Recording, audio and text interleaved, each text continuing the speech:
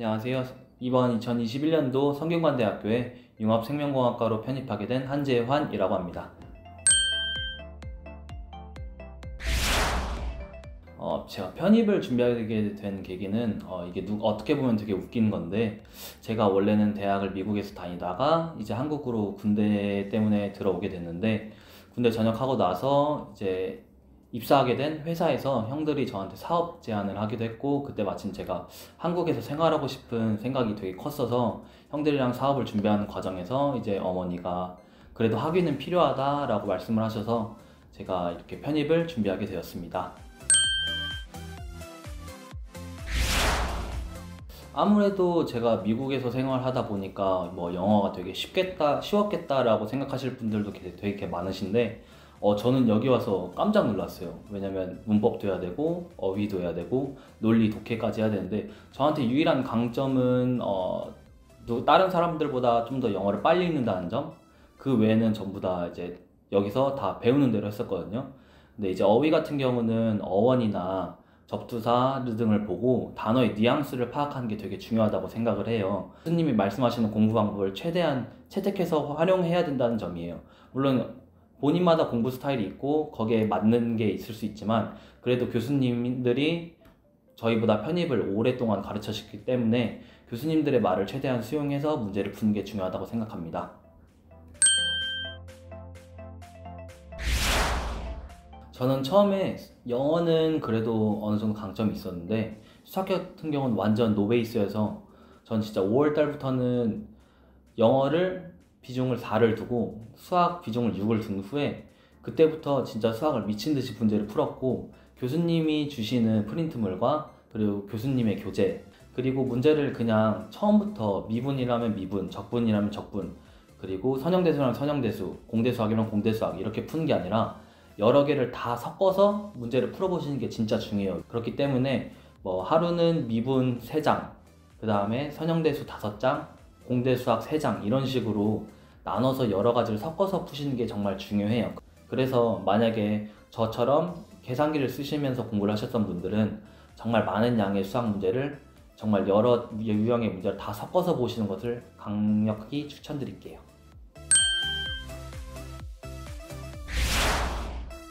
저 같은 경우는 자기소개서는 12월이 되기 전에 완료를 이미 한 상태였어요. 왜냐면은 9월달, 10월달, 11월달, 12월달 시험이 점점 다가워지면은 이제 기출문제를 풀다 보면은 자기소개서를 쓸 시간이 없기 때문에 9월 전에 미리 자기소개서를 한번 가이드라인을 쭉 잡으신 후에 10월달부터 조금씩 정리해 나가서 이제 마지막에는 김영 편입학원에서 알려주시는 선생님한테 첨삭받으면은 12월 전에 자기소개서를 모두 다 완료할 수 있습니다.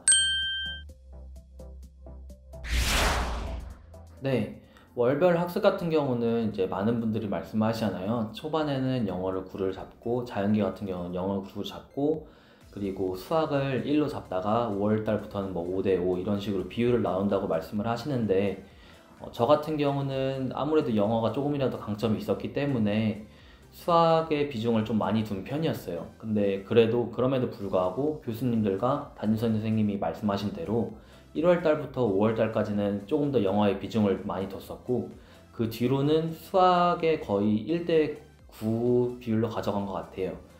근데 영어는, 자연계 같은 경우는 여름방학이 시작되기 전에 영어는 모두 잡고, 나중에는 영어를 잠깐 복습하기 위해서 본다는 느낌으로 보시면은 훨씬 수월하게 월별 학습을 잡을 수 있습니다.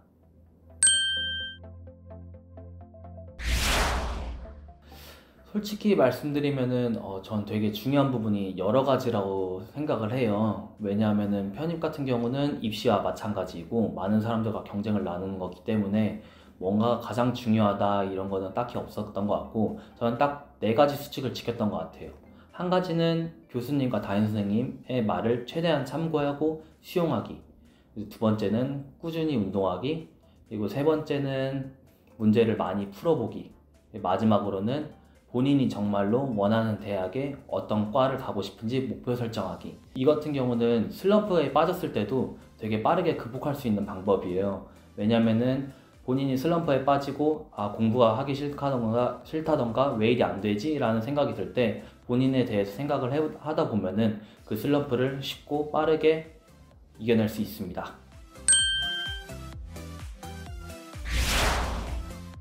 저 같은 경우는 한 5월 달쯤에 아까 말씀드렸잖아요.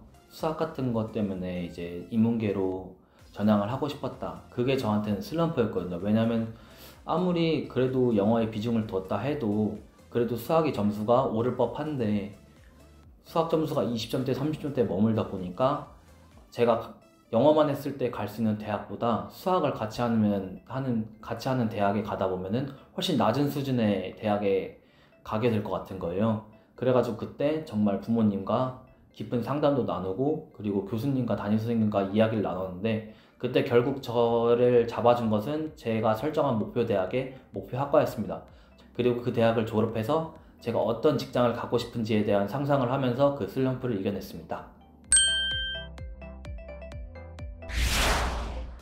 저 같은 경우는 담임 선생님과 이야기를 많이 나눴고 어떤 전략으로 지원을 할지에 대해서 상담을 나눠봤는데 결국 제가 편입을 시작하게 된 계기가 성균관대학교 융합생명공학과에 들어오기 때문이었는데 그 목표를 전 끝까지 고집을 했고 모든 학과를 이 관련 학과로 지원했습니다. 그렇게 해야 만약 편입에 성공해서도 그 학교 내에서 어려운 공부를 하더라도 본인이 하고 싶었던 목표였고 본인이 하고 싶었던 공부였기 때문에 편입 이후에도 좋은 성과를 낼 수 있을 거라 생각합니다. 왜냐하면 편입은 끝이 아니라 시작이기 때문입니다. 저 같은 경우는 대학을 처음 설정을 할 때 제가 원래 암 연구에 대해서 굉장히 많은 관심이 있었고 그 암 연구 쪽에서 일을 하고 싶었기 때문에 전적대에서도 전 이 생명의학공학과에서 전공을 하고 있었습니다. 최종 목적지는 국립암센터에 취업해서 연구원으로 일하는 것입니다. 확실한 거는 김영 편입학원에 대한 얘기를 제가 주변에 지인한테 듣게 되었는데 김영 편입학원이 편입계 중 학원에서는 가장 세고 가장 좋은 브랜드라고 말씀을 해주셔서 제가 김영 편입학원에 진학을 하게 되었는데 김영 편입학원에서 확실하게 좋은 점은 정말 편입 전문가들이 많이 계시거든요. 담임 선생님조차도 최소 편입에 대한 학생들을 가르친 지 최소 10년, 15년 이렇게 가시는 분들도 되게 많으시고 교수님들 같은 경우도 매해 편입이 어떻게 바뀌고 또 편입 시험 시스템이 어떻게 바뀌는지를 체크하시고 그것을 바로바로 방영하셔서 가르쳐 주시거든요. 그렇기 때문에 제가 김영 편입학원에서 가장 좋다고 생각한 점은 압도적으로 많은 데이터베이스, 편입에 대한 데이터베이스와 그리고 전문가적인 교수님과 담임 선생님들입니다.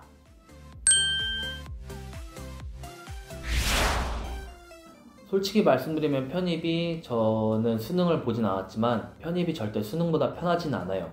본인의 목표를 항상 마음속에서 되새기면서 끝까지 가면은 무조건 그 학교 근처에는 가게 돼 있습니다. 끝까지 얼마나 잘 열심히 노력해서 할 수 있는지에 달려 있는 것 같습니다. 전 우선 기념 편입학원에 있는 잠실 캠퍼스에 계시는 제 담임 선생님과 그리고 교수님들, 저를 가르쳐 주신 교수님들께 우선 감사 인사를 드리고 싶고요. 그리고 저희 편입생들이 학원 안에서 열심히 잘 공부할 수 있게끔 환경을 조성해 주신 조교님들께도 감사 인사 드리고 싶습니다.